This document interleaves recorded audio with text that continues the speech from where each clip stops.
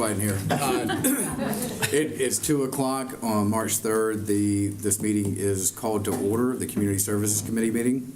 Now, if you would please stand for the Pledge of Allegiance. I pledge allegiance to the flag of the United States of America and to the republic for which it stands, one nation, under God, indivisible, with liberty and justice for all. All right, this meeting, public notification of this meeting has been published, posted, and distributed in compliance with the South Carolina Freedom of Information Act. Sarah, that's correct, isn't it? Yes, sir. All right. And now I call for a motion for the approval of the agenda, or if there's any additional motions for this agenda as well. I'd like to make a motion to amend the agenda. All right, is there a second? No second. I'll second. Oh. Okay. That's Tab and Alice on the Yes. first and second. And my motion would be to remove number 9 from the agenda. All right, so that's the removal of item number 9, which is the reappointments of Dana Marsh and Paul Hamilton to the Bluffton Township Fire District Board for a 4-year term with the expiration date of February 2029. Is there any objection to that being removed from this agenda? All right, seeing no objection, that item will be removed from the agenda. Thank you, Mr. Chairman. Yeah. Are there any additional motions to modify this agenda? All right, seeing none, can we have a vote for the approval of the agenda? Is there any objection to approving it as amended? No. No, you need a motion. I'll make the Oh, motion make to a motion approve it second, as sorry. amended. Okay. All right, is there a second on that? I'll second it. All right, now, is there any objection to moving forward with the agenda as amended? Seeing no objection, the agenda is approved as amended, and now we'll move into the public comment period. Is there anybody, we have 15 minutes, is there anybody who'd like to stand up and make a few comments? I know we got a lot of folks in the room today from EMS. You're welcome to take the mic if you'd like, but I don't believe we have anybody signed up. Anybody? You're welcome to speak freely if you want to. Yeah, don't be shy. All right. Seeing that no one signed up and no one wishes to speak, I will close the public comment period, and then we'll move into item number 6, the Assistant County Administrator Report. We're going to have a report from both Audra Antonucci and John Robinson. Awesome, great.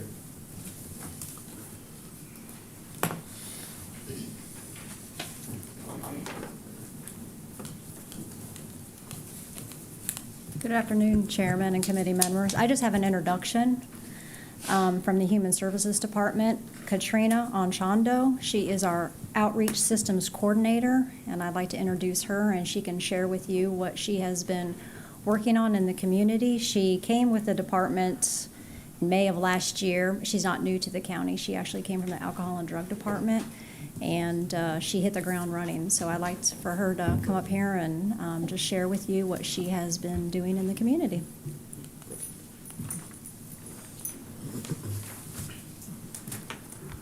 Thank you, Ms. Audra. Thank you, everyone here. My name is Katrina. I'm very glad to be here today, and there's a lot of different things going on. As Ms. Audra said, the position for myself, I filled it in May of last year, and when I took the position, there were a lot of different things we wanted to do all at once, but we do have to do things systematically. So part of what I do as an outreach systems coordinator is, one, I do try to figure out what are the local and regional systems in place. So that could be governmental, state, city, and that includes nonprofit, government, faith-based, anything that exists to help others is what I started off doing pretty quickly, trying to identify what is out there first and foremost. From there, I moved on to identifying who are the people we're trying to serve, what do they need, what are they saying they need. I also interviewed local businesses as well and got their perspective and feedback on what they're seeing when anything pertaining to the unsheltered community residents of Beaufort County. From that, once I had an idea of what was identified as needs and also engaged with the local unsheltered community, I was able to conduct a couple of outreach events in conjunction with 180 Place and also with the help of local law enforcement. I was able to start building a map of reported or observed sites where there are either communities of unsheltered residents or through Facebook posts or anything, any information that was public and I was able to gather. I was able to start building a map of sorts. And that was in the event if 180 Place called me and said, hey, we have an opportunity to do outreach together, where can we go? I had something in place to do that. I also continue to build that as well. I also started creating a community contacts log. We do receive a lot of calls from unsheltered residents. Some of them do have cell phones. We receive phone calls from concerned parents of unsheltered residents. Some of them are even from out of state. And what I've done with that contact log is, as people are calling me, I'm logging their phone numbers, I'm asking them what are the needs. There are certain criteria that other agencies here do help with as far as specific needs. So if there's a domestic violence issue, I know we can refer them to, for example, Hopeful Horizons, and that's just one example. So there are different criteria that I try to get on these phone calls to point people to any resources that could help them if they are unsheltered. In the event that there's nothing locally for them, we do have and work with 180 Place. So every person that is referred to 180 Place as well, we give them that phone number, and we encourage them to use that number as well to help them in any situations that could help them. Lastly, I did want to discuss just really briefly the warming shelters that are in place have been very helpful. I'm noticing a lot of momentum from the Hilton Head community and as well out here in Beaufort. The great thing about, not the great thing, but one of the silver linings when it comes to homelessness in this area is there is a community buy-in, at least from my perspective. When I talk to businesses and nonprofits and churches, community members, business, there is a buy-in to help people, and we are seeing that, and we are seeing evidence of that through the warming shelters that have been available to help those that have nowhere to go in any extreme cold weathers. I think it was 36 degrees and below. They've been able to open up warming shelters. We also did successfully create and plan a 4-day resource event in conjunction with about 12 different other agencies. It was planned to be very big. We had all kinds of different agencies that were bought into this program and were ready and excited. They attended meetings. They did a lot of work, and unfortunately, because of the snow that occurred, it made the ice on the roads very dangerous, and it had to be canceled. But we are going to utilize all those built-in friendships that we did to create that event, and we are continuing to look forward for a summer event. Details will follow later. We're still in the planning phases of taking what we were trying to do in this winter and do it as well in the summer. In addition to that, I have made myself available to other community members that are doing their own resource events and giving them feedback on different agencies that exist so that the community can also do what they can do as well in their particular city for helping unsheltered residents. I believe that's all I have time to share, and I appreciate you all. Does anyone have any questions? I do. Katrina, first of all, thank you very much for everything you and Audra and everybody are doing. Who is your contact, and I don't want to put you on the spot, but who is your contact in Hilton Head for what you do? And I don't know if I can share that here. Oh, no, listen, that's fine, but reach out to me because I'm on Hilton Head and there's a lot of things going on there. I'd like to see if I can help coordinate or be of service to you, so. That'd be great. Yeah, we appreciate it. Yeah. Yes, I'd love to do that, yes. Yeah, And thank you. there's a lot of great people on Hilton Head from various different agencies coming together to help. So yes, Excellent. Good. we can follow up. I appreciate that. Thank you for being here. Thank you. Is 180 Place a national, can you explain more about 180 Place, what that is?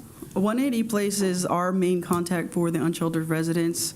I'm not sure if they're national, but I do know that there are assigned agency for our area. So there are different agencies throughout the nation that work with unsheltered residents. 180 Place just happens to be ours. It is the closest one. It is in Charleston. Okay, thanks. Are there any other questions? Seeing none, thank you for introducing yourself and the work you're doing. Thank you very much. Councilwoman Howard, the 180 Place, it is a nonprofit. It's a shelter in Charleston. But I would like to add that the resource event that was scheduled to take place and was canceled due to the winter storm, that is kind of the creation of the Human Services staff, where HUD has changed the point in time count to every other year. So that is something that we're going to do every year, and we thought making it a resource event, that would be a perfect opportunity to kind of unofficially do our point in time count for Beaufort County. So we look forward to rescheduling that. Higher count. Yeah.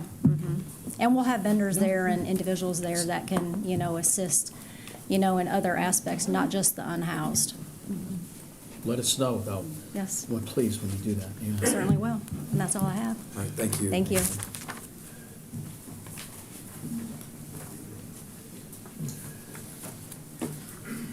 Good afternoon, committee.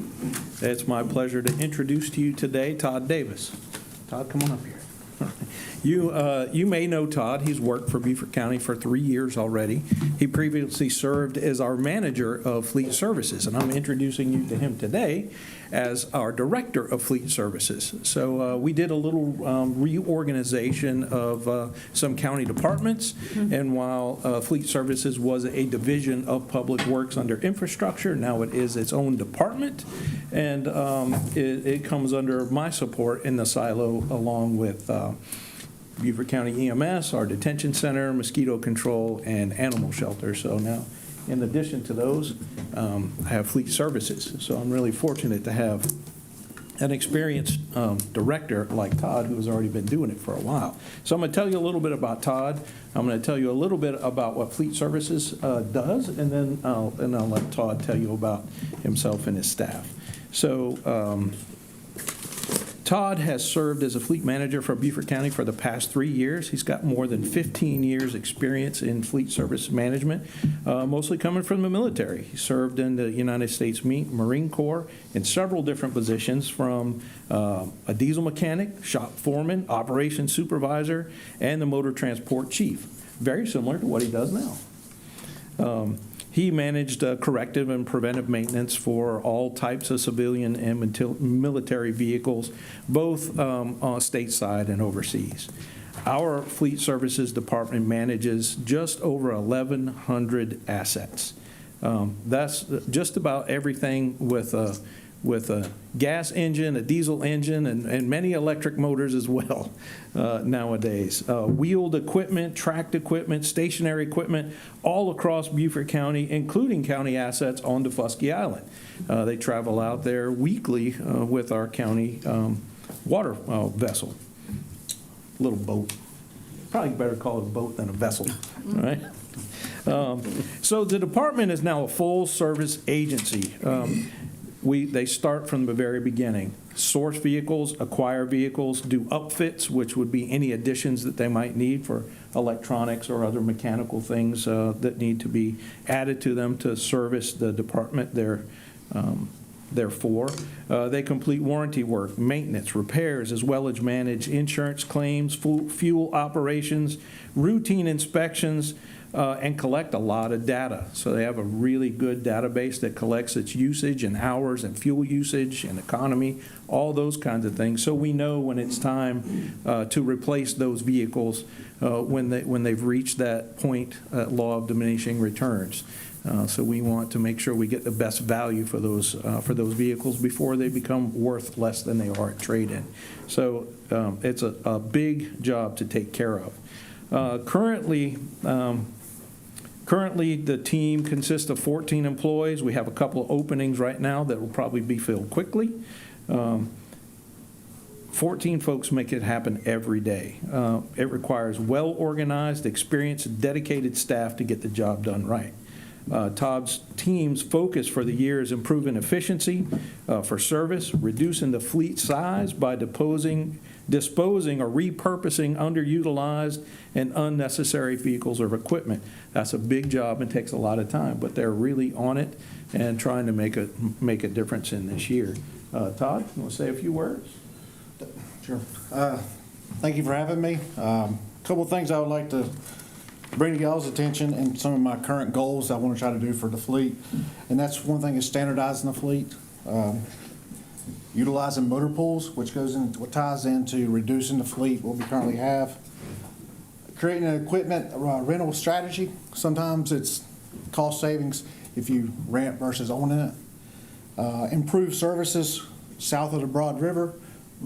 Currently EMS, Sheriff's Office from Hilton Head have to come up to north of the Broad for maintenance. That's kind of ineffective. I would like to create something or maybe have something down there south of the Broad.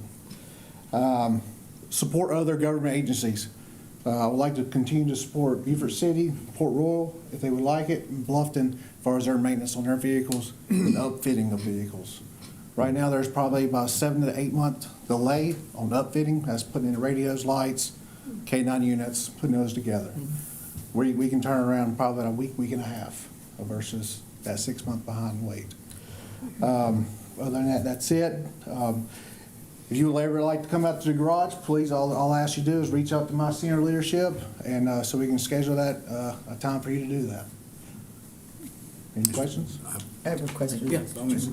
So you said you'd like to support the other areas, the municipalities in servicing their vehicles? That's correct. And I think that's part of what we're all looking for, to collaborate together. Could I presume we would charge them for that? Yeah, I don't mind talking about that at all. Just to throw that out there. Absolutely. So what we'll do, and Pinky, where's Pinky? She's been a big help in getting this done for us. So right now, the financial organization of the department is as a department. In FY 2026, the intent is to transition that into, it's a Gatsby account, but it's an internal service fund. So what an internal service fund is, allows the organization to charge for service other governmental agencies. So we could serve our local municipalities or any other local government and recoup some of our sunk costs that might be in equipment or even our training or personnel that normally we just foot the bill for as a department. So the way to kind of spread that load out. Okay, thanks. Would that include the police departments too? Yes, ma'am. Municipalities? Yes, ma'am. And now what do they do? Take it into a, Some of them right now have contracts with local providers, and it becomes costly. So a local provider, someplace that does an oil change, they look at an emergency vehicle, and there's a different rate that they might charge for an emergency vehicle because of what it is. And the moment it goes into that different rate, the price can double or triple the expense. So we can really, there's great potential for us to generate some net revenue for our department to offset some of those sunk costs for the county, as well as save some of the municipalities some dollars. okay, thanks. If I might. Yes, absolutely. Yeah, Yes, sir. This might be a question for Todd rather than you. Sure. But nevertheless, Todd talked about turning the time around as far as upgrading the vehicles, like the K9 units, and getting them ready rather than having to wait 6 months, reducing that down to a week and a half. I just tell us how you plan to do that. Right now, I have one tech that currently does it. We plan on doing a time-lapse video to show you from start to finish on what it is. MCA does the current municipalities. You have multiple departments, multiple organizations, multiple state agencies, all going to this one organization. If we can make it where we can do it in-house with the local area, we can speed up the process. Okay. But roughly, it takes about a week and a half to build a car from So start to just bringing finish. it in-house rather than relying on municipalities. Yes, Okay. either go to Statesboro or Charleston, they have to drop the vehicle off and just leave there until they can get to it. I got you. So, Thank you. Right. Yeah, Joe. Todd, this might be for you. You were talking about standardization. How would that affect you doing municipalities if their vehicles aren't the same model as our vehicles? the goal is to get them on board, but most likely they probably won't.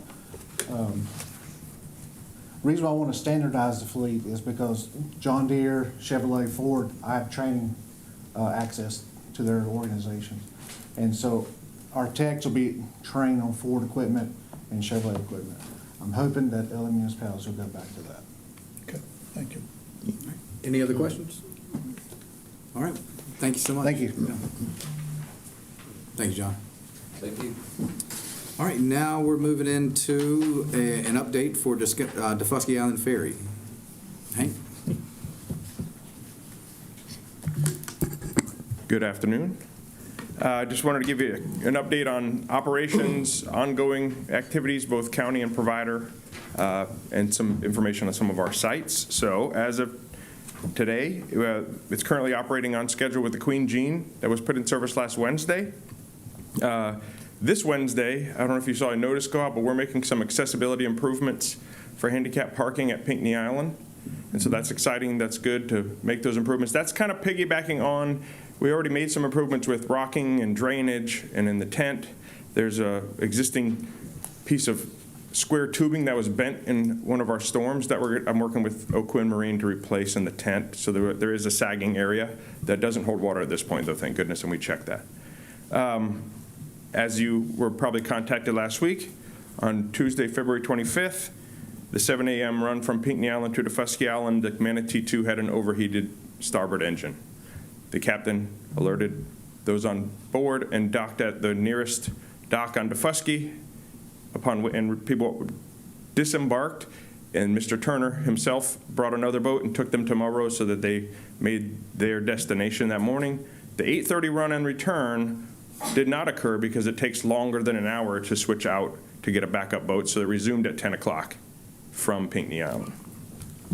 The boat that was used that day is the Soul. That was the one from the beginning, and it is what he uses as his emergency backup, because a lot of times when a boat comes out, it's for scheduled maintenance and repairs. And in this case, the Queen Jean had been out of the water for 2 weeks for planned improvements, and it was receiving its Coast Guard inspection that day on the 25th to be put back on the 26th, and it did come back into service on the 26th.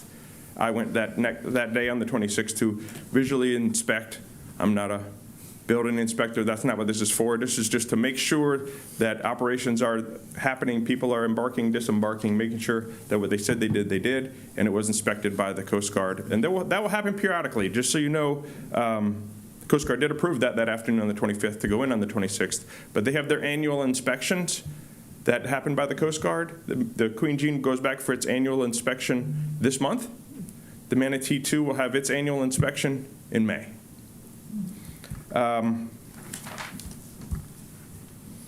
Good news is there is a new contact from the Defusky Island Council that I've been in touch with. They have a new head of their transportation committee. His name's Don Hunter, and we've had some good constructive conversations, and we'll continue those going forward for recommendations of how we work together with Defusky Island Council, with residents, and with the provider to potentially make things better as a group. We had an issue on Saturday that we need to work on at Pinckney Island. This is the nature of when we have super high or super low tides. Super high doesn't affect us, but super low tides at Pinckney Island can cause that floating dock to be on the mud. So they had to delay one embarkation, and that was received real-time pictures from the provider to show it's sitting. So I've reached out to Public Works and to Duncan O'Quinn, who has done a lot of dock work for us, just to find out what the process is. It's a little bit complicated to do anything like that. However, the good news is those super low tides happen rarely, and when it's also rare that they would happen on an embarkation, debarkation time, but we're still going to follow that up. Recent issues that you've probably received emails on that we have as well are about the Melrose dock, and we immediately forward them to the owner, and our condemnation process continues with acquiring that facility. And that is my report. All right. Are there any questions for Hank? No, thank you, Hank, for the update. And Hank, I do have one question that I don't think I heard you mention, and if we need to talk about it later, that's fine, but has there been any movement on the fees for cargo? We have not had any more comment recently. Okay. There is an opportunity to have that discussion about fees. There haven't been any. I thought you were going to ask about docking fees, which we continue to not. No, the actual cargo fees. Right, we have not. We get periodically get emails. We have not had any recent activity in that area, but that is something that we can discuss going forward. Fair enough, thanks. Okay. Anybody else have any questions? All right, thank you, Hank, for the update. All right, now we're going to be moving into item 8, discussion of funding a 4th shift of emergency medical personnel in the fiscal year 26 budget. Fiscal impact is outlined in the attached document, and John Robinson, you're going to be doing the discussion. Since this is discussion only, do we need a motion to open up discussion? Since there's no action? You have to put it on the floor. A motion puts it on the floor. Yeah, if I can get a motion to open up discussion. So motion. All right. Can I get a second? A second. All right, thanks. All right, thanks, John. All right, sir, thank you so much. As you can see, the room is filled with responders. This off-duty crew, just their presence should tell you how important this action is to Beaufort County and to our professional EMS service, paramedics, and EMTs. So I'm going to just talk for a moment. I sent the package out. It was in your backup material. If everyone got an opportunity to read that, it's great. The first page is just a few short paragraphs, executive summary. If everyone got to see that and got to read through it, I won't cover it. If someone wants me to, I can cover that executive summary if you like. Essentially, what we're talking about is the funding required to shift from a 24/48 schedule or a 3-shift schedule to a 24/72 schedule, which is a 4-shift schedule. What you will see, what we will do today, let me introduce the team first before I get there. So right here in the front row is our EMS team. This is Donna Owenby. She is our Director of EMS. Howell is in the back of the room, is our Deputy Director of EMS. Karen Morris is our EMS Training Officer for how many years? 10 plus at least? I've been here since 1988. 88? Well, yeah, I started as for a sure. training officer in 2013-ish. Yeah, around. And Marcy is the glue that holds the organization together. She is their office manager, manages everything from time cards to who's in the wrong parking spot sometimes, and all of their invoicing material. It's a very, very busy place. As well as you see the rest of staff here. Who else is in the room? Kelly back there is our logistics person. We have senior crew chiefs and crew chiefs in the room. We've got folks that I don't know and folks that I worked with 20 years ago. We have lots and lots of wisdom when it comes to medical care right behind us. So this starts off today. Donna is going to come up and really talk to you about the problem, identifying the problem that we were trying to solve, which is the very first statement in the executive summary. Exhausted and physically, mentally exhausted employees, staff members. Then Pinky, our CFO back here, there she is.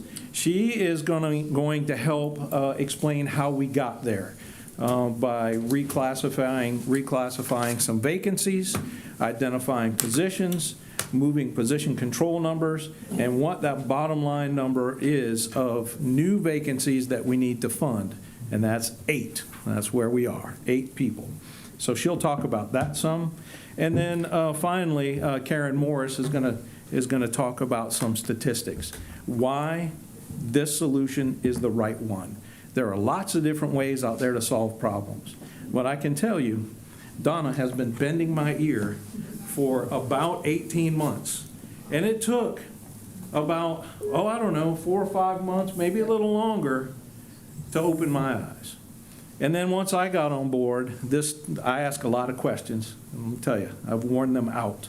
Collecting data and doing the research that says this is the right thing to do. So Karen's going to end that by answering that question.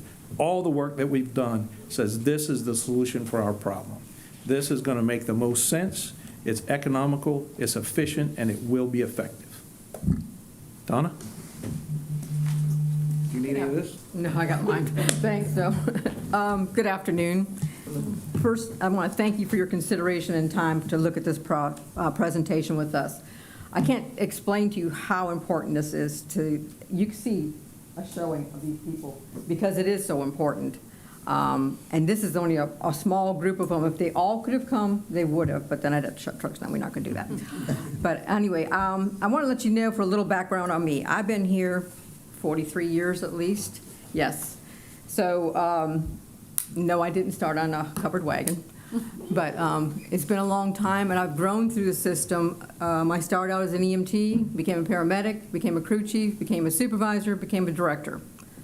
I went to nursing school in between there somewhere, and I chose this over everything I've ever done. This is the best group of people you can ever work with, and I'm so proud of them. But also, having been here this long and gone through the system, I know what they face. Usually nobody has trouble hearing me. Okay, I know what they face because I've been there. And the physical demand, the mental stress, the sleep deprivation, the loss of family time. It's another world right now because when I started out here, if somebody said, Don, you're working 5 days, I said, okay. I wasn't as smart as my children are, because they know there is such a thing as a work-life balance and how important that is to be a healthy person to have that. I was just so excited to have a job. If they'd have told me, you got to stay here for a couple of years and then go home, I'm like, okay. But truthfully, they do an amazing job, all of these people. And like I said, this is just a small portion of them. Before we even move forward on that, I want you to know that the EMS has always met the challenge of the community. Anytime you've asked anything of us or you needed something from us, these people have stepped up without regard or question. When we had COVID and there was so much time, it was like a delay of getting COVID tests. We turned base into a place where they could get a COVID test. Our paramedics went out into the public because there wasn't enough people to give vaccines. They stepped up and gave vaccines. We had testing sites. They would go to the testing sites and help out with that too, so that the community was taken care of. So I just want you to know, even small things like when it was snowing and everybody else was home, we never shut a truck down. They stayed on the road. And I've got some young people that probably have never even seen snow, let alone driven on snow. And that, you drive a 16,000-pound truck, and that it's a challenge. But they met that challenge because, once again, that's what these people do. They stay during hurricanes when everybody goes home or leaves and goes someplace else. They're here for you whenever you need them and for whatever you need them for. Over the past 15 years, the interest in public service has changed dramatically. It used to be, even when I started, people would be volunteering so they can get a job and get hired. That no longer exists. That's gone. The average time now it takes to make a paramedic or hire a paramedic through the system is 6 months. And we have a paramedic on every truck in your system and on our QRVs. To maintain the required staffing, far too often, our 24 on, 48 off turns into a 48 on and a 24 off. And I want you to think about that, 48 hours on straight, nonstop. And they could run those 48 hours. And then they get to go home for 24 hours. But by that time, you're exhausted and you're ready to lay down. So what family time do you have? Not much. It's very difficult, and they have met that challenge also. We have increased our call volume from, in 2015, we responded to about 14,200 calls. In 2024, that number is 21,510, and we haven't increased trucks or staff. So that's a lot for these people, and it's an increase of 51%. And that's difficult for these people, but they've met that challenge again. And with the increase of, unfortunately, we had an increase of mandatory overtime to cover this truck, because if somebody wasn't coming in the next day, somebody had to stay. That puts a burden on these people, but they did it. But unfortunately, it increases risk factors. You have risk factors of increased personal injury, vehicle accidents, and errors in delivery of patient care. Because you imagine by 48 hours, you're exhausted. I think they said somewhere like in the 30th hour, you're really, really tired, especially if you've been up. And I can tell you from in the last 2 weeks or so, one of the trucks, they ran 17 calls in at 24 hours. Think about that. There isn't much time to eat, sleep, or lay down or do anything. The shift before that, they had 8 calls after midnight. So there is no rest. And this is what we're trying to get to. They're physically and mentally exhausted. It also makes the morale low because you're so exhausted. You can't have a high morale when you're doing that. We're also facing a nationwide paramedic shortage, and it's not just state of South Carolina, it's everywhere. And of course, so we're all vying for the same personnel. And the numbers are very small, and there's not as many people going to paramedic school as it used to. So what I want to tell you is the system who meets this challenge with what has proven, and I want to repeat that, with the systems that meet this challenge with what we're showing you has proven to provide the highest number of quality personnel will thrive. The systems that don't recognize what the workforce needs today, their values they will continue to struggle to fill positions. And they'll end up with doing what we're doing with mandatory backup. There's a lot of systems that shut trucks down. We've never shut a truck down. We provide this service to you so everybody's area is well covered. But again, they're very tired, and this is the gold standard, which is coming, whether we do it right now or later. The gold standard will be 24/72, and everybody around us is starting to do that, not just in South Carolina, but every state, because this is what the workforce of these people want now. It's not, like I said, like it was 30 or 40 years ago when I worked here, but now they want a work-life balance, and they deserve that. They have earned the right to be able to have a life and still do a great job for the county. Beaufort County is also a uniquely, highly qualified, and I'm not prejudiced, but the best of the best. We are in 2024, our agency won the state award for the Paramedic of the Year, the Advanced EMT of the Year, and the EMT of the Year. I've been here 40-some years. I've never seen one area that got all three. And I had a lot of department heads and directors call me and say, how'd you do that? Because I have the best. I mean, usually you might get one out of that group. We got all three. The state recognized all three as our people as the highest. Our team's here today to provide you a background of anything and any questions you may have. We have everybody here from my financial people, my law teaching people, my money person, and of course, the human resources. I can't tell you how important this is. We can either be, like, as long as I've worked, I've said Beaufort County has always strived for the best of the best, and we've always set the bar high so people want to come here and work.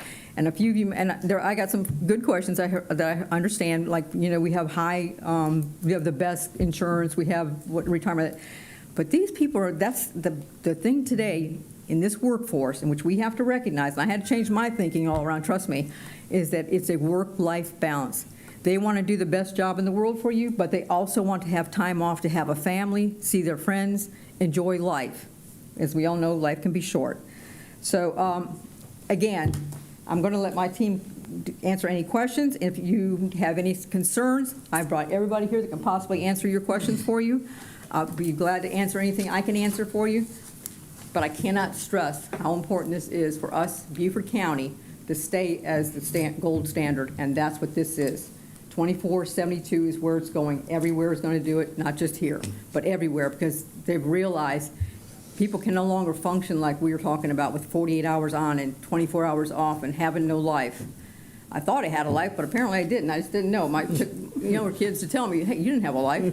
You were always working. So you miss a lot. And these people miss a lot, too. They miss birthdays and Christmas and holidays so that your families can stay safe. And I think that they deserve this. And I hope you'll listen to everything. And if you have any questions, we are here to provide the answers. Thank you. Yes, I have a question. Sure. How many, I remember your training officer telling me, this has been years ago, how much training you have to do every year. And when they do that training, well, first of all, how many hours is it in a year required? And do they have to be off duty when they're doing the training? Yes, So, and I'll with that. It depends on your level of credentials, because each different level has to maintain different ones. Yes, it does have to be done off duty, and that was one of the things we identified when we were doing some of our research, was the cost of maintaining those credentials was one of the barriers. So our system had already faced that head on. We do that in-house. So there is no cost for our personnel to maintain their credentials. We take care of every bit of that, but that is a significant cost. Okay, thanks. Yes, Todd. So first, I'll thank Mr. Robinson because I harassed him with any number of questions. I'm ready. But I know you're still smiling. That's only a third of the presentation now. Pinky's still going to talk, and Karen's Yeah, going so to do talk you as want me to well. wait? Well, one thing I was hoping you could tell the public, because I learned two new things here. Okay, A QRV, sure. the quick response vehicle, what does it do? And the zero response to the public. I thought those were two important things in your dialogue here. Right, so Can we explain that to the who wants to public? talk about zero? 'Cause- Well, first of or you all, can- the quick response vehicle is a QRV that can respond when all the ambulances are tied up. They have everything on their vehicle that works a call the same as an ambulance. They just can't transport. But they can get there quickly to make sure that the person's taken care of. As far as the zero, that's something that Charleston was talking about, and that means they have no trucks available to go to a call. We have not We don't had have that. We've come close, but we have not. And that's the other part of thinking about what these people go through. Even if the south is busy and the north is not, these trucks go over to there and stand by to cover their calls, and somebody else over here has to cover theirs. It's always moving, constantly moving to make sure the territory is covered and nobody has to wait very long for an ambulance to get there. And where we have QRVs that are outlying, like Fripp Island, we out in Sheldon, so that they can still have somebody responding before the ambulance gets there. So it's very well thought out, and these people do an excellent job of covering this territory, so you have all the needs you get met. Anything else? that make sense? Well, I'm going to listen to the rest of them because I Okay. have other questions, but they might Okay. answer it as we go. Okay. She's got a lengthy list, it looks like. I sent it to all of you. It's only 35 questions. No, don't make people think it was 35. That would be a dissertation. So my part's always easy because, they want It's something, they numbers. got to figure out how they're going to pay for it. So currently, we were running personnel numbers preparing for the fiscal year '26 budget, and this report is a little dated, but we started on January 13th. And of course, when Donna submitted 27 new position requests, I said, "Are you crazy?" No. So we looked at her vacancy roster. She had 24 vacant positions in EMS. Obvious reasons, it's hard for them to fill these positions. So we sat down, we went over what they had vacant, what they needed to fully staff a new shift for this 1272. I keep messing that up. 2472. 2472. I'm terrible. Anyway, so we looked at their vacancies. So we came up with a plan to only reduce it down to leadership roles for this new 2472. I will get it right eventually. Positions and 5 additional positions. Currently, we're going to take the 21, I believe it ends up being 21 positions, and reclass them to fully staff their new shift, and then only ask during the budget process for the 3 new leadership roles and 5 new full-time FTEs. So over time, right now, they're going to absorb it in what they already have in their budget, but over time, it'll end up netting to the good because their overtime will get reduced drastically. I think the number we came up with close to $1.8 million. So over time, this will actually pay for itself because the 8 new positions are what are needed now, but as they start filling these roles, they will start reducing their overtime that they're paying to the tune of $3.3 million now. So, any questions? So the hit for the next budget is what? 8 new FTEs. Oh, you want money? No. Yeah, I want dollars. Sorry. I will get that for you. I have it open over there, but I didn't And write it then, down. so there would be an increase for the next budget, an increase for the year after, because you're going to continue to fill. But as they're filling these positions, I don't think she'll fill them all in the first, in the first part of the fiscal year. But as she's filling, the overtime is reducing repeatedly. So I think you'll end up seeing it probably better off. Yeah, it will get reduced by us having that 4th shift because instead of having, I'm usually loud enough. People next door can hear me usually. But it's for the people. Yeah, so what we're saying is because we have this 4th shift, the overtime will go down. Because right now, I've got 3.3 million that goes just to overtime. Okay? This will start going away because I won't be paying them the time and a half that I'm paying every person that works over. It's a scheduled and unscheduled, right. So, and we can show you this all in numbers, but I can send that to you guys so you can actually see it, but it will reduce. And we've done a lot of homework to make sure that this was the best option for this county and how it would reduce and how everybody else, nobody has gone 24/72, has changed their mind, said, no, it's not working, going back the other way. This is a proven factor that it works, not only for the morale of the staff, but for the county with their budget. Okay? Yeah, it says 55% of your current $3.2 million budget, overtime budget, is unscheduled overtime. Yes. And so that would be 1.76 million. Correct. Okay. Yes, Alex. This is a question for Ms. Probably you. Dunn. Where do you see you losing people that you have brought in? I see you had Charleston mix. Are you losing them to Charleston, Effingham County? I'm just in general. People are getting burned out is probably the biggest explanation. And they're going to places like, there's a lot of places like I told you are going around already doing the 24/72. I get calls all the time. Are we going 24/72? I need to know before I apply for another job. Hold on, let me get through this. Or we'll have somebody that says, I just can't do that schedule anymore. And that's a lot of it. They love their job. That's not the question. It's just a burnout factor, working 48 hours on and 24 hours off. It doesn't leave you a life, and that's what this workforce wants, is a life. Well, I mean, people could commute to Charleston or Effingham County realistically. Realistically, the places that have done this have actually pulled from the whole state because you've got 3 days off. People could actually work another job if they chose to do that. Yeah. But it gives them enough that even for some reason, if you worked on that Tuesday and got stuck on backup, you would still have 2 more days off, which is more than you have now, so. Thank you. Any questions from down that end? One, Yeah, go on. my colleagues deal very well with the financial side of it, and I appreciate that. Humanistic side is this. I heard you say some of you folks miss birthdays for kids and all. This 24/70, will that solve your issues to help each other do what you got to do to make those birthdays? It may not solve it 100%, but it'll make it a whole lot better, and they'll be home a whole lot more with their family and actually see their kids grow up. We appreciate you being here, number one, and for all the work you're doing, all these awards. I meet with a lot of people, and they value what you do, so we appreciate it, and if we can move it from a discussion to a decision, we do that for you right now. But listen, I know we can't, but I want to thank you all very much for being here. Appreciate that. If I might, David? Yeah, absolutely. To all of you, I say to you, I admire you for the job that you do. I sympathize with you for the stress level and the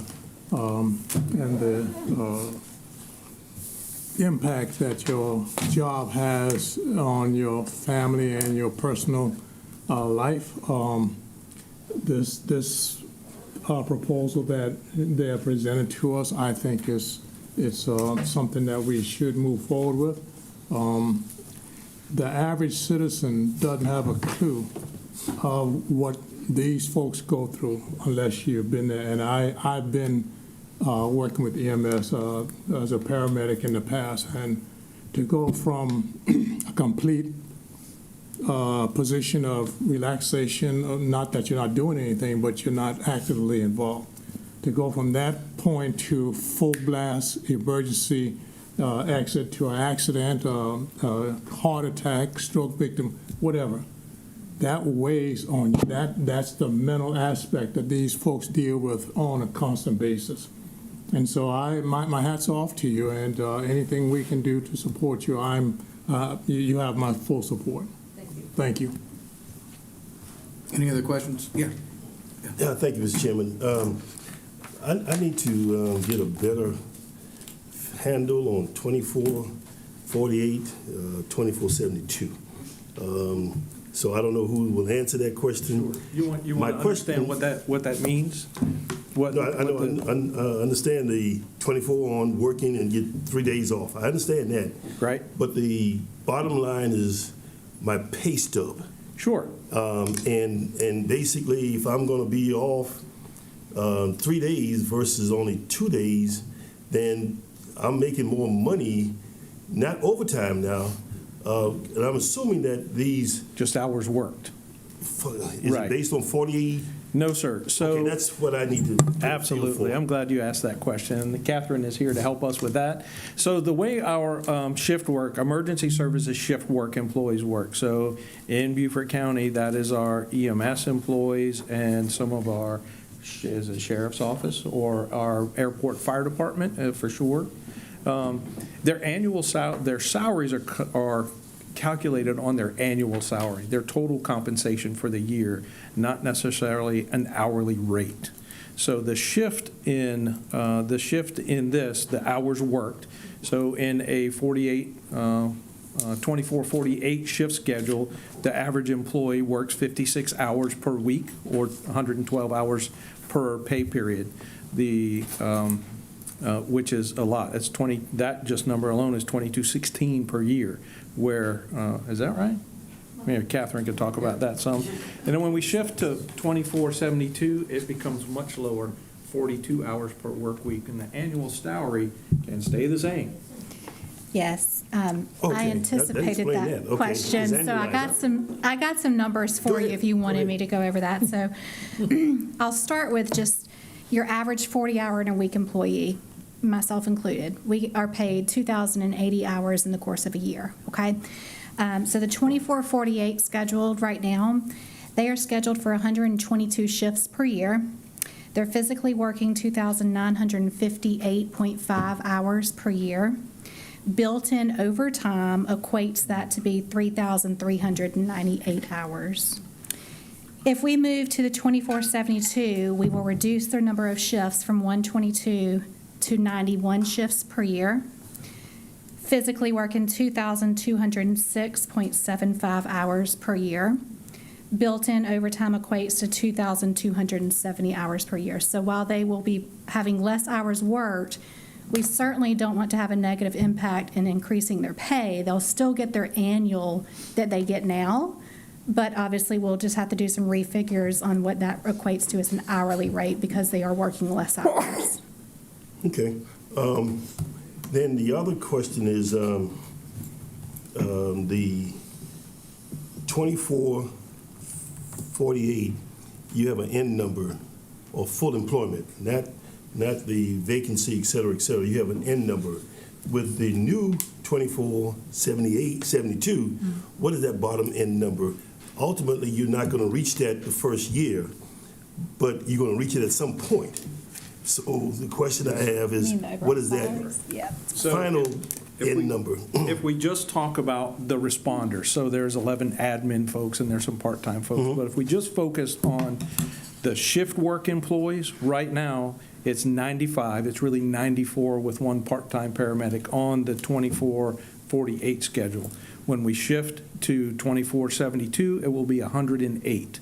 So 27 first responder shift work employees per shift, plus the admin folks. And right, okay. And then my final yes, sir. Concern, and I heard Ms. Donner talked about people wanting to come here. I am more interested in people who are here. So I am more interested in how we working with the school district or whoever to make sure that we can employ and get those folks equipped to be a part of this program. Yes, sir. There are a few training programs I'm concerned about here. those coming here or wanted to come here. I'm concerned about those who are here already. Well, I agree with you, and so does staff. We like to encourage those who are already trained living in our community to come work for us, for sure. The training program, how long is paramedic school? Like 14 months now, something like that? Well, just before we go to that, we have partnered with ACE. We have an EMT program at ACE. And over the past 3 years, we have gotten someone from each one of those classes. So we are trying to grow some at home and bring them on in. And this will retain people. And then you have to go to paramedic school Sure. after they have experience. Sure. I do believe immediately to find the talent that we need, we're going to reach multiple states, not just inside South Carolina, not just in Beaufort County. We're going to reach all over this region for the best talent. I'm quite certain we will. I hope we have good people here already too. Yes, sir. Okay, thank you. Karen? Karen's got the last bit of cleanup here to talk about why, again, the 2470 or 2472 is the right thing for. She's got her dissertation with her. I just have a little bit of background information, and then y'all can ask me whatever you like. So I started with Beaufort County in 1988. Prior to them hiring me, I volunteered for 250 hours, and I interviewed 3 times. And the reason for that is how big that applicant pool was. There were that many people that wanted a job. So fast forward to 2015. And I am also a board member of the South Carolina EMS Association, and I represent the Low Country on that board. So we start having these conversations about, are you having trouble hiring? Have y'all got a shortage? And what we begin to find out is everybody's experiencing the same problem. So you can't just say it. You have to be able to quantify that. So we got a grant, and I'm talking the South Carolina EMS Association. We got a grant and built a dashboard. And that dashboard went out to all the EMS agencies in South Carolina. And what we wanted to know is, what is your optimal staffing and what do you have? Because we didn't know if maybe there were just some agencies that might just not be good to work for. Or do we have a real problem? Well, what we found out is that shortage was statewide. What we later found out is that shortage was nationwide. Some of the other things that we found out, and now just think, we are in 2018 when this workforce study comes out. So what we also found out was that of the paramedics that were currently recertifying, somewhere between 7 and 8% planned on leaving the career field within the next 12 months. So you're already short, and now you've got that percentage of them that are planning on leaving. We looked at the EMT schools, the students that were in that, and only about 70% of those even planned on coming in the EMS field. So we knew then, we knew we had a real problem. In 2021, there was a congressional paper on the workforce shortage in EMS. So you knew at that point it was like wildfire all over the nation. Some of the things that we also identified was the job satisfaction, 92%. There are very few career fields that have a satisfaction rate of 92%. Of those that left the field, number one and number two was that work-life balance and pay. And what I will say for Beaufort County, they have worked very hard and done very well at getting our pay up to a livable wage, and we really appreciate that. The barriers to education, that was another issue. So we went back to the state and we got a grant to make EMT and paramedic school free. So anyone that wanted to go, we could find funding for that. Still didn't get our numbers where we wanted them to be, but at least we could pay for that. One of the other barriers was that cost of maintaining your credentials. And like I said, Beaufort County has met that a long time ago. We do that in-house, so our personnel don't have to spend a dime to keep their credentials up to date. And just kind of a little snippet for you, all of our paramedics have to be ACLS certified, and ACLS class now is around $300. So and that's just one little tiny thing that they have to have. So like I said, a lot of things that we were able to identify, and we started trying to see what could we fix. Another thing we found was we had an identity crisis. Not a lot of people knew what, I think, Mr. Dawson, you said that. A lot of people don't even really know what we do. So South Carolina EMS Association goes back and we get a little bit more money. And we do a statewide campaign to billboards, commercials, hiring, just anything you can think of to get that out there. So what I'm trying to say is where we identified problems, we corrected them. And here's where we are. We're at, what is that one thing that we cannot fix? So we had to look outside of the state of South Carolina because that shortage was statewide. So we started trying to find agencies that were fully staffed and figure out what are you doing, because we want to do it too. And it wasn't in South Carolina. We had to look elsewhere. So we started looking all around us. And North Carolina was one of the first places we looked. And this is early, like in 2021, 2022. And at that time, about 26 of their counties had gone to the 24/72 schedule, and they were fully staffed. I spoke to one of the directors from there this morning, and I said, how's it going? And he said, it's going great. We have never looked back. I reached out to Pasco, Florida, because I know there was a question about some of the size of the agencies. So I'm like, let me find this a big one. They have over 930 employees that provide fire EMS service. I have their numbers of what call volume that they run, and it's over 100,000 calls a year, and they have flipped that switch. As they thought that they would go to 24/72 next January, but they have been able to draw the staff to be able to do it by this September. When I spoke with Deputy Chief White, what he told me was what really shocked them was how wide their pool was when they started to do that.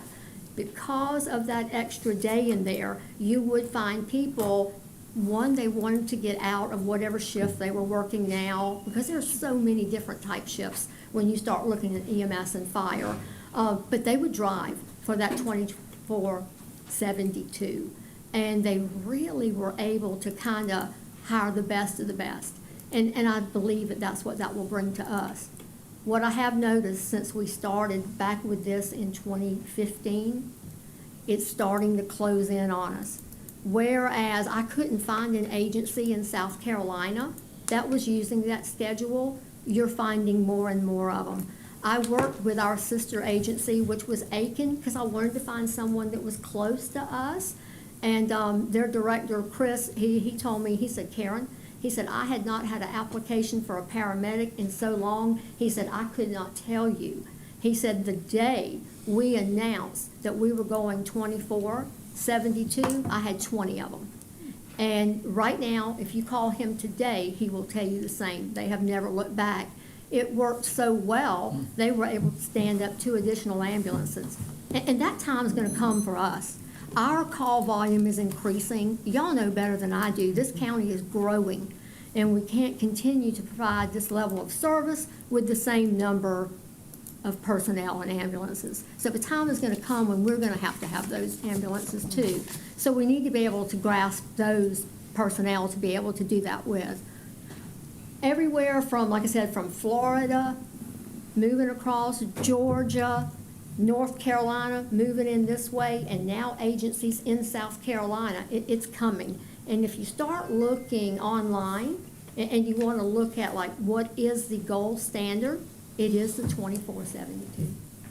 So I've got a lot of information from a lot of different places that have done it, and be happy to share it with you. Wouldn't love to read the whole thing. I just carry it around. Yeah. Thank y'all so much. I have some questions, Mr. Bartholomew. Yes, Deb. If you don't mind, very quickly, I'd like to sum up what you just heard and then open the floor for all of your questions. We've got all the staff here to answer everything. So, and then what we're asking of you today. So you heard us clearly identify the problem. Mentally and physically exhausted responders. We have to fix that problem.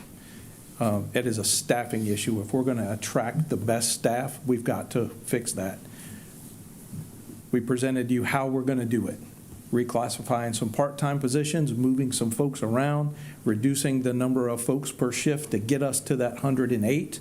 It has, at this point, a minimal impact. Most of the new 8 employees will be covered with the reduction in overtime.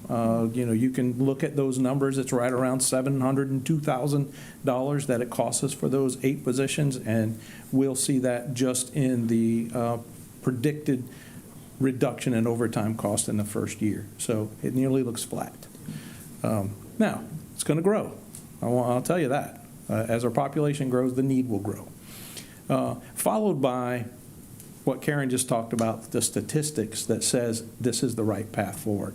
What we're asking for you today, and it's not necessary, but we're asking for you to direct the acting administrator right now to come back to your committee with a resolution that will come to committee and council, and that resolution will define or describe your commitment to this. So your commitment to funding these positions in the FY26 budget. And what that does for EMS is allow us to begin to advertise now for the shift schedule. We can, with the vacant positions that are already funded, we can begin to fill those and advertise that 24/72 schedule. So that is the intent of today's discussion. To end at that point. So I will open the floor for questions, and whoever is best prepared will step up to the mic and give it their shot. Tab. Ms. Tab. So, and I sent my questions to all of council recently. So I've asked Mr. Robinson for run data per unit, and I know you're going to get that, so I'm not going to have it today. Because, for example, I live in Sun City. Anybody service Sun City? Okay, so you know, what do you do most of? Lift and assist. No, Really? That's the fire department. What do you? So I'll tell you. We don't have that many fires in Sun City. That's right. The job for our responders is to respond to those medical emergencies in a priority where they're the most extreme. That lift and assist is a category that the fire services took over because our responders need to be responding to cardiac emergencies and respiratory emergencies and fractures and those types of things. So we typically do not respond to those types of incidents. Yeah, I say they should go to real emergencies. They do. Okay. They do. There's no time to do anything else but. I'm sure. So, especially at 34. Yeah, I know. Well, you're going to get 39 eventually, so maybe. It's coming soon. It's coming not soon enough. Yeah. But I was also interested, I know our EMTs at the entry level, just like sheriff, just like, fire, it's low, just like teachers. So I asked for Mr. Robinson to give me, how do we compare to other counties as far as our pay? The salaries? Yeah. Catherine, is that one you?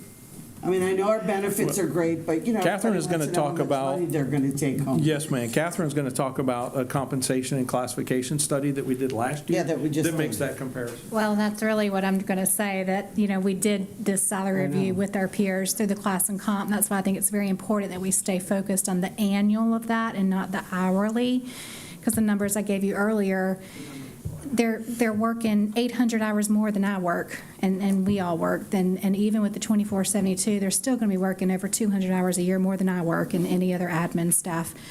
So the annuals are still intact. That doesn't really change that comparison to what we received from our class and comp study. It's just a matter of making sure that we preserve that for the staff at EMS to keep them at their annual and adjust their hourly, which equates that their hourly will be higher than what their hourly is today. Well, the reason I asked is because, for example, we just went to SCAC. The Attorney General talked about you can't get deputy sheriffs because you don't pay them enough. SLED takes them, the municipalities take them, the state takes them. I was wondering if that was the case also. That's why I asked for comparables of pay scales. Yeah, I know our benefits are good. We can do another, I can go ahead and survey other HR directors throughout the state and see what their scales are to see if it changed any from the last time, from last year. I'm happy to do that and get those numbers to you. And I really was interested in data on some of the larger counties. Sure. The counties in our packet are very small, and there are different reasons people go to a county where there's only 14,000 people. Sure. Versus we're 200,000, and then Charleston was that mix, but the rest of them are, other than Aiken, are all small counties. And so I did ask Mr. Robinson for that information. I think Effingham County's pretty big. Yeah. So when I do the salary, There's 71,541. Yeah, but it's. That's not anywhere near us. when I do that It's salary, growing.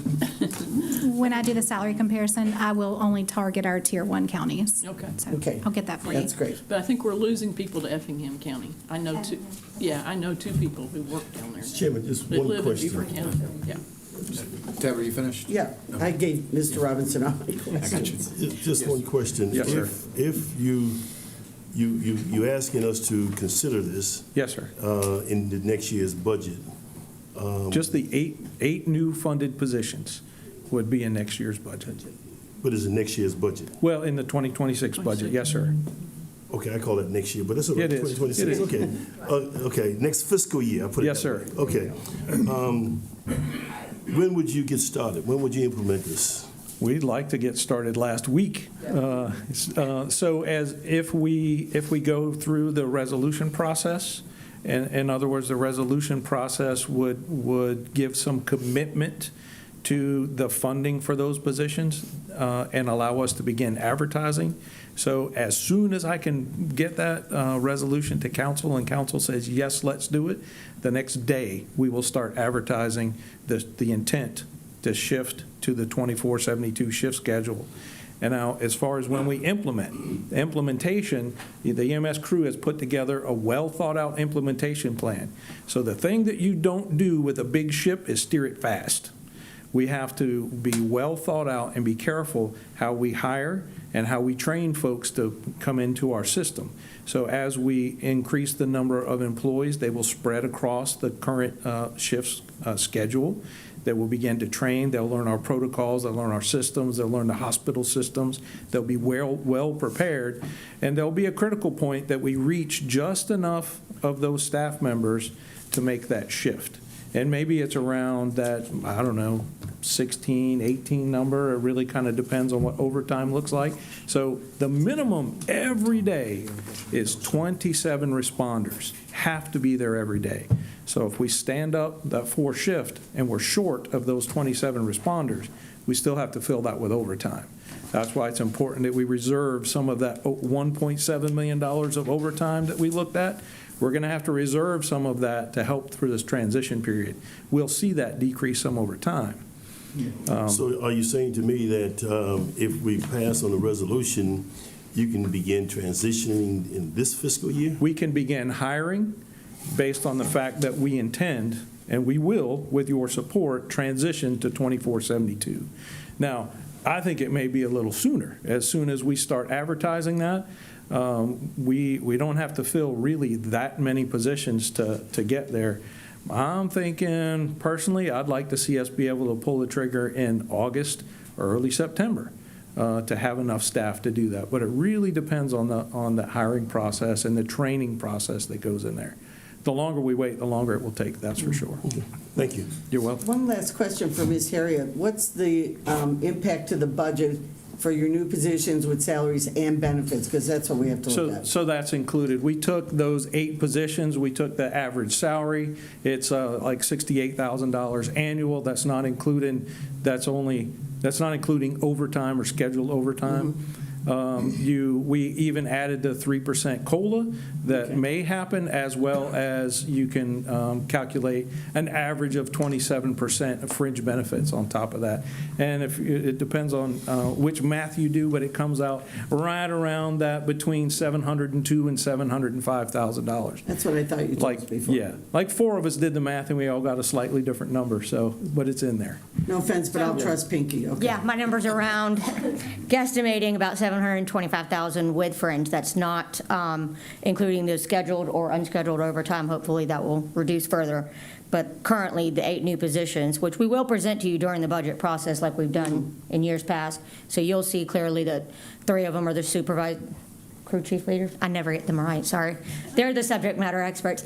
But 3 leadership roles and then 5 new FTEs to finish out the last shift, sorry.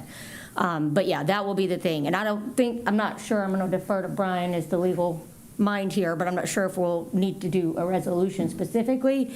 But we're going to ask this be funded as a part of your fiscal year 26. Right. Because keep in mind, there's about 17, 18 positions currently that are already funded. If this proceeds, we can turn around and reclass them now, starting, whenever, and go ahead and start advertising. So I'm not really sure. Brian, you want to chime in? You can go eat. You want to eat this? Oh, yeah, I mean, that one. You have your own microphone. You can go either way with a resolution from council, or the administrator could just bring it forth as part of the budget process and be part of the discussion during the budget process. That's probably the best way to go at this point because, again, this is a discussion item, so we're not looking for any action coming out of this discussion today. For the resolution, that would take a motion, so you're taking action, and we didn't plan for that. So I think if you're okay with Pinky's plan to have her confer with Mr. Moore and have it be part of the budget process and discussed at that time, and council can give thumbs up or thumbs down at that time, it can occur that way. If you prefer for it to be the resolution, we can bring it back for an action item, or it can just be forwarded for action to council for further discussion and then action at that time. And that's where the action should come, is from council, not from the committee. Okay. Thanks, Brian. I had a couple of comments, kind of in the form of a question. Every profession has standards. If you have this many people, you need this many emergency vehicles, you need this many fire trucks. But I'd just like to remind the public, Beaufort County is unique because you cannot go from point A to point B in a straight line. And I've seen it based on how many square miles of roads there are, how many people there are. Do you have a different standard for how many emergency people you need per 1,000 people in Beaufort County, or do you just use the industry standards for how many emergency vehicles you need? I'm just curious. I don't know that we have like, this is a set number because it's 200,000. I don't know that we have like a set, there's 200,000 People to have one ambulance per 10,000 or whatever. We just cover every territory. Okay. I think part of that is staying within the Department of Public Health guidelines. That's what I'm really asking. Right. X amount of time. Yeah, there's a time frame. So we stay below that response time. Yes, ma'am. That's what I was looking for. Yeah, Okay. national average is 8.59 minutes to respond is a good thing, and we're in there. We're within that. Yes. Okay, great. And back to Gerald Dawson's point, my father was a fireman for many years, and I always remember they always got a call right before the shift was over, or he had to decompress for 24 hours if he had answered to a car accident and bad things had happened or whatever. It's not like when you're off, that first 24 after you're off, as Gerald Dawson probably knows, it's just time to decompress too. And then you have your regular life hopefully return to you where you can do normal things. All right, any more questions? Yeah, Joe. Not a question, but a comment. After hearing what we've heard, we have to decide how we're going to expedite this. Because we're not going to take any action, if it was a direction for our administration to come back to this committee with a resolution to discuss, that won't happen for a month.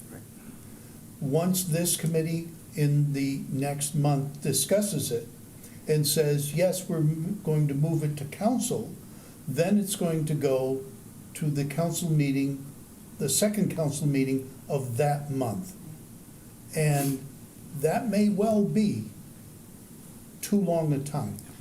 It may well be to expedite this, we direct administration to make it part of the budget so that we can, in fact, do what we believe is the right thing to do. It should be part of the budget, in my estimation, forget all the other stuff, because we are going to be hit with increases from various other groups, and a judgment will be, how do we accommodate those? I think this should be part of the budget. So I'm not in favor of doing a resolution or anything else at this point. Mr. Chairman, I like the resolution. My question is, which one makes it Quicker. Which one gives staff the direction that, hey, I can go start hiring? If the resolution commits us to that budget item, I mean, even though they bring it forward to us to the budget process, I think we probably need to do both so that staff will know they can go out now and start hiring people. And that's the key for me. I support the concept. I want to move forward with it, but how do I make that happen quickly? And I think that's what Mr. Passman is asking. So, to me, giving staff the notion that, hey, council is behind this. I think that staff has read the room during the presentation and the preference of the individual council members, and there's nothing wrong with them both running simultaneously. They can come back at the next meeting next month with the resolution for a draft to be forwarded to council, and the administrator can also be working with it with Pinky to put it into the budget for discussion as part of the budget process, but they run concurrently up there. So when the resolution is forwarded to council for action, they're already incorporated in the budget as part of the discussion, if that's the pleasure of the members of the I think committee. that's what I would want to do both. I think why not? Yeah, why not run a parallel? Yeah, Hank. Yeah. I think what Brian said is good. Is the resolution gives staff assurance that there's support behind this as they move forward. Absolutely. And I tell you, I know John, I appreciate you bringing this forward. I know this was an important topic, and I just want to make sure that we had a chance to fully vet it and discuss it. And I think we were both scrambling, which committee does it go to, Finance Committee, or does it go here? So I think purposes of today, we really want to discuss this and kind of read the room. So I'm fully behind all this and trying to see what we can do to help everybody out. I mean, y'all help us out. Least we can do is try to help y'all out. Thank you. Thank you. We're here to answer any more questions you might have today. If you think of something later tonight or tomorrow, send it in. We'll find an answer. And we'll get that data for you as well, Tab. All right, thank you. Any other questions? Yep. No. All right, so we will move on now. Number 9 has been removed from the agenda. Moving on to number 10. We have a long list of reappointments here, but the first one is the reappointments of Herbert Burns Jr., Madison Chisholm, Gary Bright, and Thomas Peoples to the Burton Fire District Commission for a 4-year term with the expiration date of February 2029. May I have a motion and a second? I'll make the motion. All right. Do I have a second? Second it. All right, thank you. That's Tab and Paula. Thank you, everybody, for coming. Yeah, thank y'all. Thank you. And thank you for all you do. All right. Yeah, thank you. All right, so we have a motion and a second. Is there any discussion regarding the reappointment? Does the council member for this district have a question or a comment? There's several council Yep. members. Some of Any of them have a comment? It's mostly Gerald Dawson and myself. Mr. Dawson? I don't. Okay. I'm good. All right, is there any objection to moving these particular individuals forward? Well, this won't go to council, right? This is just approved here? I'll go to council. Okay, all right. Is there any objection to moving these forward to council for full consideration? All right, seeing none, this will move forward to council. Moving into item 11, the reappointments of George Rafferty and Jeffrey Brunning to the DeFusky Island Fire District Board for a 4-year term with the expiration date of February 2029. Do I have a motion and a second? A motion. All right, so I heard Paula first. Gerald, do you want to be a second on that? All right, thank you. Is there any discussion regarding these two individuals? Any comments? All right. Is there any objection to moving these forward to council for full consideration? No. Seeing none, they will be moved forward. Item 12, the reappointment of Tracy Robinson to the Library Board for a 4-year term with the expiration date of February 2029. I'll make the motion. Okay. All right, I'll Alice second makes a it. motion, Tab makes a second. Can I comment? She's been on the board for a while. She's a really good member and brings some good information from her district, so I wholeheartedly support her. All right, well, thank you, Tab. Is there any other discussion regarding this?